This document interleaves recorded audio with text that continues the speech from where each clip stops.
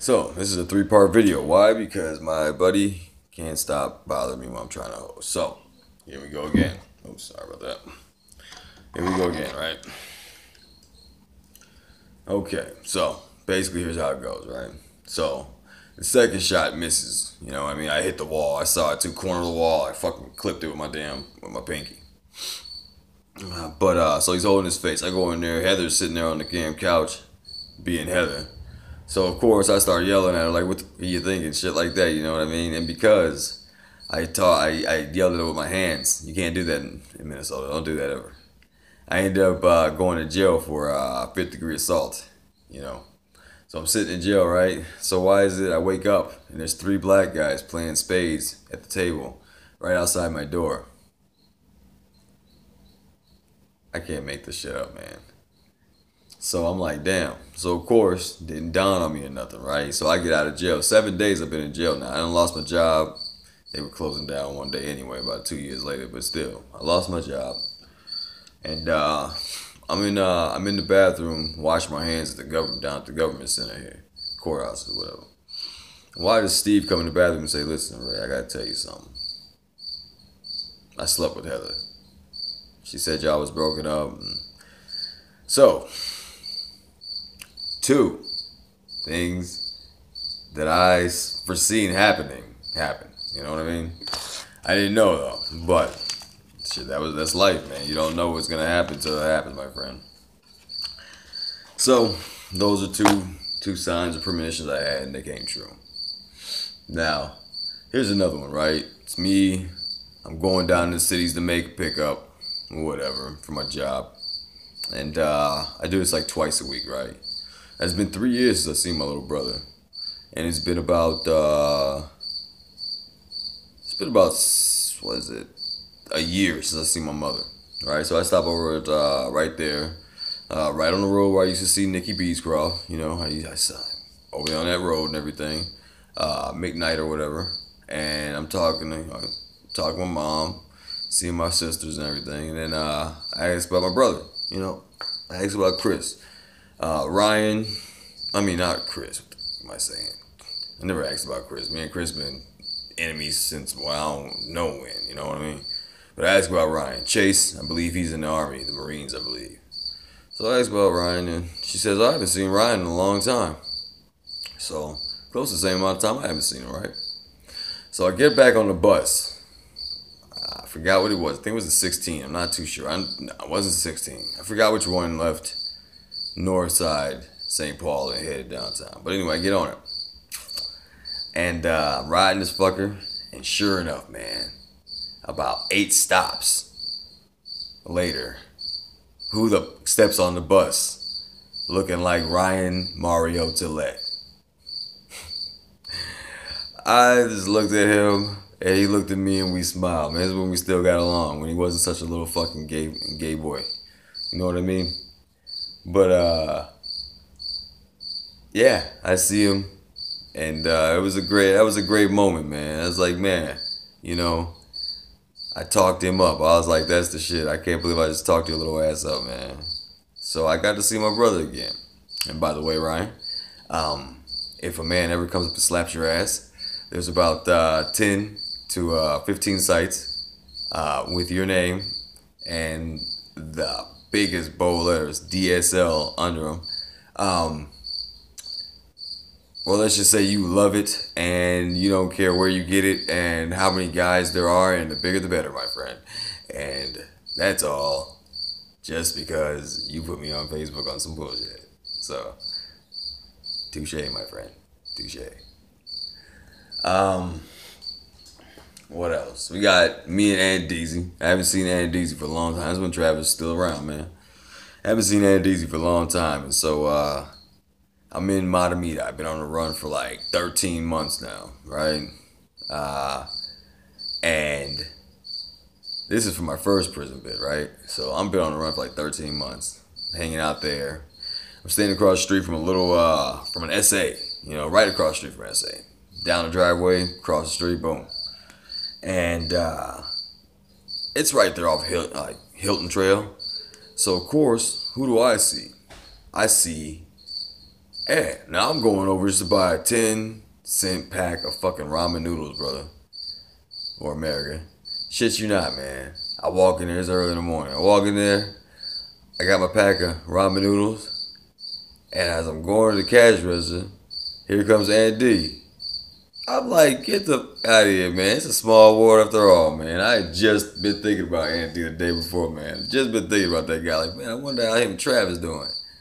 So there we go. That was a reunion. That was a hell of a reunion. What else we got, man?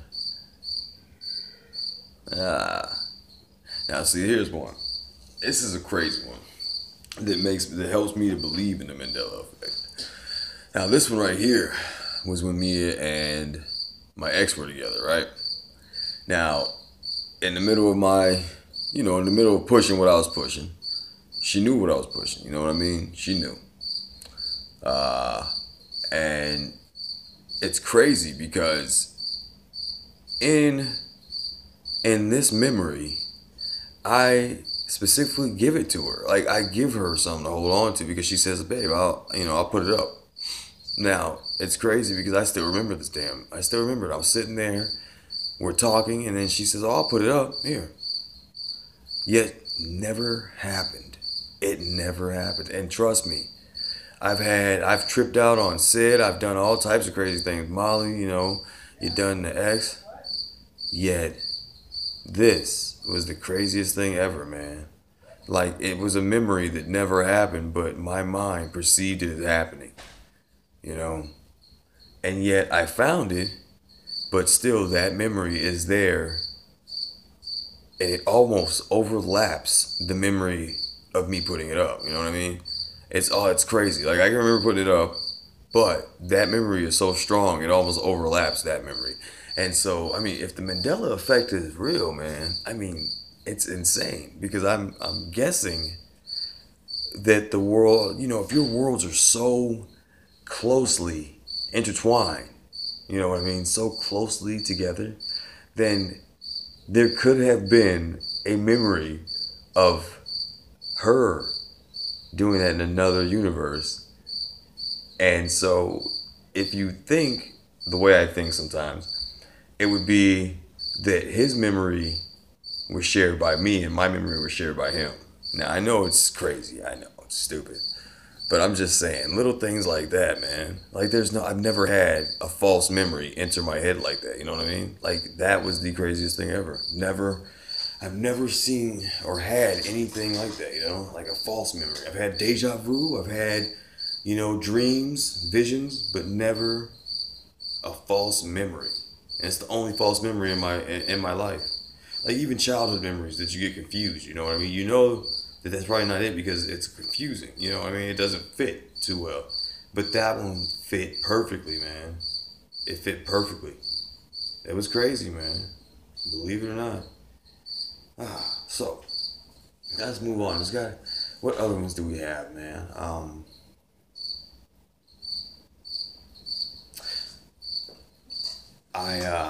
Ghost. Okay, I know you guys are like, what the f is this guy talking about now? All right, Ghost. The first time I started to believe in ghosts was the Nancy Grace show. You know what I mean? He or she, my fault. She was talking about something, and there was this. It was basically about a school. I think it was over the holidays, so I was at the school. You know what I mean? But it can be seen clear as day, man. Like there's nobody that crosses the path of that doorway, and they're double glass doors, see through, but no one passes the path of that or crosses that path, and yet a shadow of a man walking across the floor. It gives me goosebumps even right now. A shadow of a man walking across the floor passes it. Now, that could very well be ghosts. I ain't gonna lie to you. It could be very well be ghosts, but it could also be. I mean, if you believe in the Mandela effect, it's kind of crazy to think about it, but it could be like just a glimpse of another universe of a guy walking. Could be, but reality is probably just a ghost. And a lot of people won't think it's real at all. You know what I mean? People probably think it's a hoax, but I mean, after what I tell you next, I don't know what the fuck you'll think, but I know what I know, and I know what the fuck I don't think. I don't think ghosts are not real. I definitely don't think that at all now. So I'm sleeping. I'm at my boy's place. I actually is where I'm living right now, and I always get these feelings, right? Like there's somebody behind me, so I look behind me sometimes just to see. You know what I mean? You never know when you're gonna see somebody because the windows are usually left open, so somebody can easily just crawl in the fucking window one day and be right behind you. It's anywhere you live, but that's crazy. You know what I mean? So you never know. So hang on, just would you guys go find something else to do? Why do you have to die? There's no reason to die. Go bite something else. There's crickets in here. Bite them or something, you little bastards. So, one night I'm sleeping right now. You remember, you guys have had this happen where you're trying to wake up, you lay on your back, you're trying to wake up, but you can't. Like it's like you can't get up, but you're like you feel it, like your eyes are like fluttering, and you're trying to get up, but you can't. I'm gonna tell you right now. 10 toes down, that's a ghost, and my mom used to tell me it's a ghost. She says a 500-pound man that sits on you if you lay on your back. It ain't no 500-pound man, I don't think. I'm gonna tell you why I think this. Now here, I'm gonna tell you another reason that I now always wear a cross to sleep. Here's the craziest thing you're ever gonna hear. So I'm sleeping one night, right? This is before I started wearing the cross all the time. This has happened quite a few times. I lay in this like lazy boy recliner, so I lay always basically flat on my back to a certain extent. Now, the first couple of times this happened here, man, I wake up and I can't get up, right? I can't get up. It feels like something's pressing down on you, and you think that you just can't get up. Eyes are fluttering. I'm trying to move. My arms aren't really moving. And I'm fighting it. I'm fighting whatever it is, right? So I'm just fighting. And finally, you fight and you get up. This has happened about 3 to 4 times in the last probably 2.5 years. Now, here's the crazy thing. One night I'm sleeping. I'm on my side. No, actually, I am on my back. I'm on my back. But something starts trying to push me down, right? I can feel something, the pressure of something, right? So me being me, I kind of half wake up out of my sleep and turn over my side because now my mind is awake. Like I'm still feeling sleepy, but my mind's awake. Like my mind's like something just tried to fuck with me. And this time out of any time in my life, I'm alert. I'm like alert. So I decided to get my motherfucking Cuban Gooding Jr. on. Wrong turn Tahoe. I pretend that I'm sleeping, right? I pretend I'm sleeping now, right? So I'm laying down and I'm on my side, right? I'm on my side. I got my left eye partially open, just squinting. So whatever the fuck it is, probably doesn't notice it. It definitely didn't because I pushed and I just let my body relax. And sure enough, man, my body starts doing one of these moves. It goes. And it's turning. And I'm like, fuck that. So I start turning back, right? I push against the seat real quick. I push against it, feel force. I stop, it does it again. And I'm telling you, there was no way I could just start turning myself over. But this shit, it started pushing against me. And I kept testing. So, right? So then I'm like, all right. So I start wearing the fucking, gotcha. Ah. So I start wearing the cross. Nothing happens, right? I don't think too much of it. I start wearing the cross, nothing happens. This is about a month before me and my ex broke up. Now, I'm gonna tell you right now, 1.5 years later, I've been wearing this cross, but I stopped wearing the cross. There was a couple times I didn't wear the cross right now. I got kind of, after it happened again, when I wasn't wearing the cross, I really started thinking, like, wait a minute, man. All right, so it attacked me now that I'm not wearing the cross. Let me try something else. So I started wearing the cross again, right? So for a week I wore the cross. Then I took the cross off. And for the first 2 days, nothing happened. And then on the 3rd day, it happened. I ended up having it happen again. So I put the cross back on. I wore it again. I wore it for a while here, like probably about like damn near 3 weeks. I took it off. Nothing happened for the first 5 days. And on the 6th day, it hit me again. So, my conclusion, and I mean this is only a conclusion, only a theory or a hypothesis, whatever you want to call it, is that whatever it is affected by the cross. it can, and I believe what happens is like it attacks old folks. Whatever it is, it can, the biggest targets are old folks and those that are weak, like ill. Like if you can't like fight back, if you can't get up, and you're easy to suffocate. You know what I mean? Like say, imagine having a stuffy nose when you go to sleep, right? Now imagine you're on your back. Say you're a heavy set guy, you got a stuffy nose, and you can't fight and you can't lift your body as well, right? Whatever it is pressing down on you is able to press the air out of your lungs, and since you can't breathe through your nose extremely fast, you would basically suffocate. If your body is panicking and you can't control the breathing, you would suffocate. An old person, it would basically push the lungs or the air out of your lungs as you're trying to fight back. If you're on your deathbed or something, you know what I mean? So basically, you can call it almost like the Grim Reaper, if you will, in certain cases. Now, like I said, this is only what I got through my test. Wow, dude, I caught that between my fingers. I wasn't even trying. You must have really been eating. Damn. But yeah, so you really have to, I mean, if it ever happens to you, I'm saying, ever since I've been wearing this, thank you, Brandon to Jaden, it hasn't fucked with me. And through recent events, things that have happened, I believe that there is a greater power out there for sure. Like, yeah. So, I'm just saying, 10 toes down, man. Ghosts do exist, or at least something on another plane exists, because whatever that was that night, man, I mean, it's still in the house. It's always going to be there. It ain't going nowhere. But you can just feel it. Like sitting there, you're trying to play games late at night or whatever, you can just feel it behind you. I mean, hang out, bro. Do whatever you got to do. Whatever you do, you have to do it while I'm sleeping. And you can only do it when I'm laying down. Now, here's another thing. If you're sitting in a chair, it doesn't work. Unless that chair goes back a certain distance that you can actually be considered laying down almost. You know what I mean? If you're sitting in a chair, you're basically perfectly fine. From what I know, I can't remember anymore. Maybe I'll do some more, try and run some tests on that. But as long as you're sitting in a chair, you're fine. And I do believe that as long as you're wearing the cross, it's like not around you. A cross acts as some type of a repellent.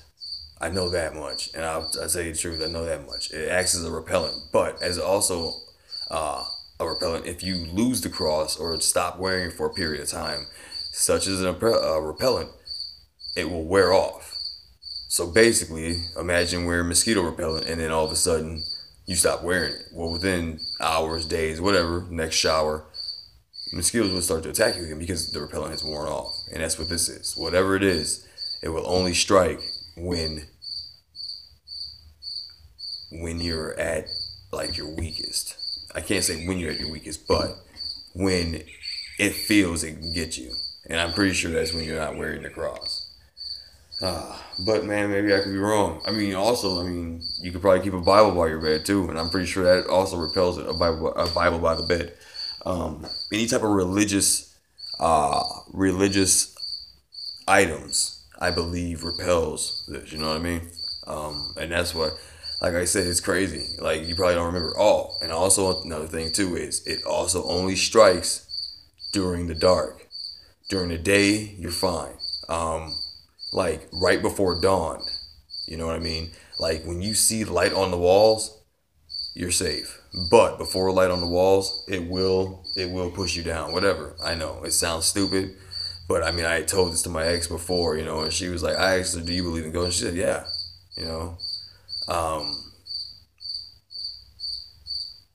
Yeah. Just like her place, her old place at where she used to live on 35th. That place, man, there was a ghost. They would walk from downstairs to upstairs, but I don't know what happened to it. It would always stop 2 to 3 stairs before it got to the top. It never fully came to the top, and that was creepy. Because imagine that fucker, and imagine how tall it could be, just staring at you over the stairs. Creepy. But it was every night. Because you walk, when you hear kids sneaking around at night, you can hear them going up and down the stairs. You know what I mean? So you know the sound the stairs make when pressure is applied to them in certain areas.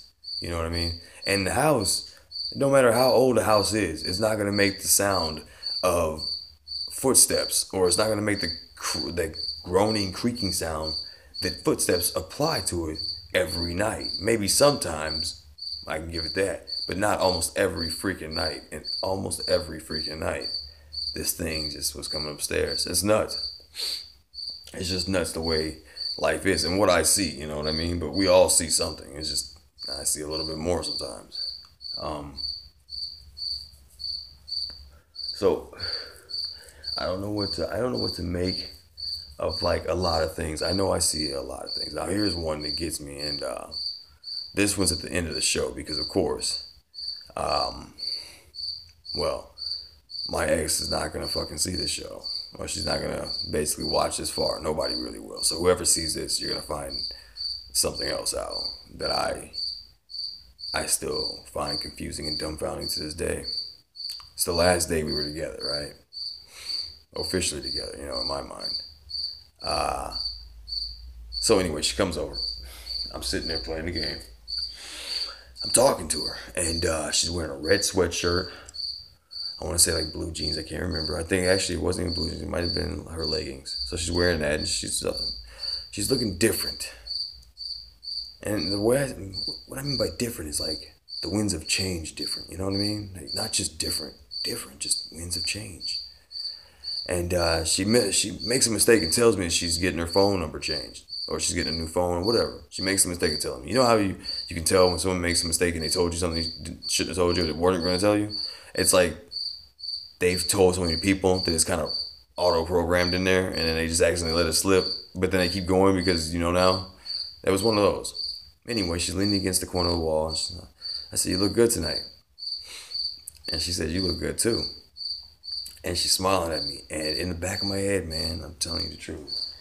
10 toes down, baby, 10 toes down. There's a voice that says, that's the last time you're going to see that smile. And it's not my voice. Like, it's not my conscience. It's not, you know how you can answer your question, or you can ask a question in the back of your mind, you like answer it, or you, whatever. This one was completely independent. It was not it was not me, man. It was not me. It was like someone else was telling me this, only in the back of my mind. And I paused for like half a second, like a split second. She probably didn't even notice. I paused for a second. I was like, what the? And so, she leaves, right? She leaves. As the door closes behind her, guess who chimes in again? Mr. Mysterious Voice. Should have walked into the car. And that one made me pause for like at least 2 minutes. Because I always walked into the car. I tried to walk into the car as much as I could because I always was afraid she'd get jumped or something on the way. And I didn't want her to disappear. So that was the craziest thing, man. But it said you should have walked into the car. And then the series of events that happened later on, which of course I could have controlled if I just would have fucking thought rationally at the moment, instead of letting fear get a hold of me. Anakin Skywalker. I come home from work. I leave the lights on. It's been raining that day, so I left the lights on by accident and the car wouldn't start. I guess I totally shot the battery. Me and my buddy tried to jump the car, it wouldn't work. I rode over to her house. It's been 2.5 days now since I've seen her, talked to her. I couldn't get a hold of her on Facebook. She had me blocked. And so I texted her off my other account, but she didn't answer another. Anyway, I go over to her house, act like a fucking fool. Now, all the times she's coming, busted on me, beat on my door, yelled in the windows, shit like that. I come over to her place, I beat on the door once, like King Kong. Boom, boom. So maybe twice, the whole boom, boom. And I go to her. Now, this is a line she used to use on me back when I was, in the streets doing my thing. She'd be like, mind you, I wasn't doing the thing she would always say, but she'd be like, whose pussy you eating now? So I fucking, I basically learned that from her, and I've always used it on her since then. Whose dick you sucking now? So I'm yelling, whose dick you sucking now, huh?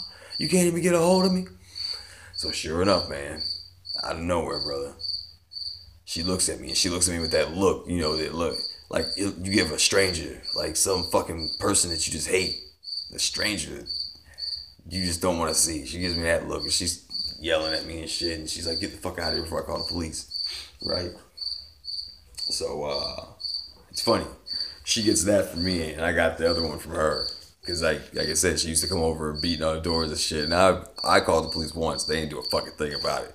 They went over and talked to her. Never came to talk to me. And even though I got the address right here, I gave it to them. I don't see one officer. Not a knock on the door, nothing. But she gets to get a knock on the door and all that shit. So anyway, so I fucking shit happens. I paid for a tire later. That's all I gotta say about that. And I found out we're not together no more. Shit like that. Shit happens. And then she looks at me and she says, I go to her some days later and she says, "Oh, I gotta go. What did she say? I gotta get a hold of my friends." You know what I mean? You mean your friend who got pregnant by the 17-year-old? The friend who looks like a fucking troll.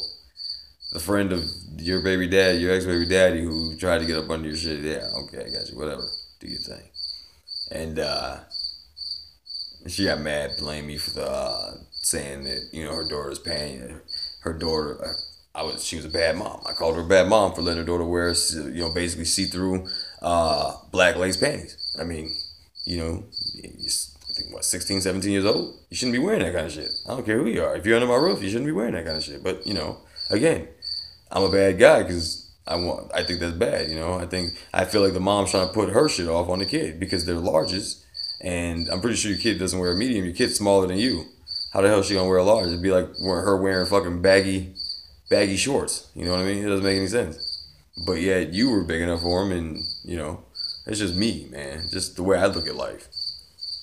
But of course, I'm a bad guy because I call HRA and want my kids out of that mouse infested shithole of a house.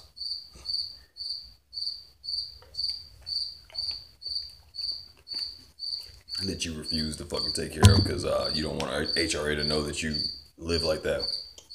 But so this was basically signs, permissions, shit like that. I probably have more. I just can't remember them right now because I'm on the spot. I always do my shit freestyle, so I never rehearse my shit, which you can see. But let me know what you guys think. Put your comments, whatever, and your FU's at the bottom of the thing, and get at me later. I'm gonna go play some video games. I still gotta beat that fucking behemoth.